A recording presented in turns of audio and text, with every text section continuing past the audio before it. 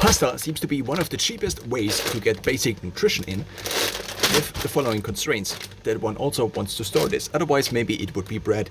In terms of bread, if one compares the kilograms, or basically the how much one gets per kilogram, or the price per weight ratio, then one problem with bread is that there is also additional water in here, whereas with this one here, one does get basically wheat.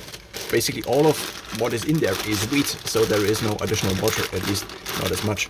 So now this is also something that I have not really seen before, that this goes as white as this here. Now, in the last couple of years I went in and out of eating pasta. Mostly I figured that after eating pasta, I always had this kind of mental decline. Now, I still kind of would have this, I would think, but what I recently began doing is to incorporate activity after I have eaten carbs. So this could mean that I go actually, after eating pasta, for example, I go on a 10-minute sprint interval run, such that basically I burn off already some of the carbs, thus basically reducing my blood sugar. I also tested my blood sugar at various times, so if I eat lots of pasta or bread, my blood sugar actually does go up quite a bit.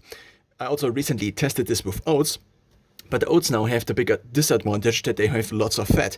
Now, because they have lots of fat, it seems to be the case that the density of basically, so they have a higher density, a higher energy density, which in terms of gut volume is maybe somewhat positive, but on the other side, if one just wants to have the carbs, or if the body just needs carbs, maybe due to higher cardiovascular activity, let's just say, then the problem with oats seems to be that the oats then don't provide as much carbs because they also have so much fat, at least basically in terms of the macronutrient ratio. So I recently again began incorporating pasta for the main reason. So pasta seems to combine a couple of different things. First of all, it offers wheat. Wheat now has not that much fat. It's actually, I think, 1.5 grams. So it is 1.5 grams. But what we also do have here is 12 grams of protein. This makes it, in my view at least, and also I seem to digest it well, way superior compared to rice, which has, I think, about 5 to 6 to 7 grams of protein.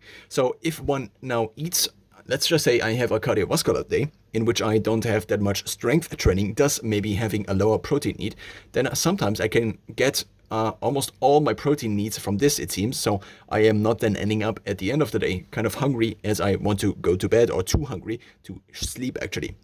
What I do then additionally is I still have the option to drink a protein shake, but I found that with rice, if I just have rice as the main dish, then I am hungry even on cardiovascular days.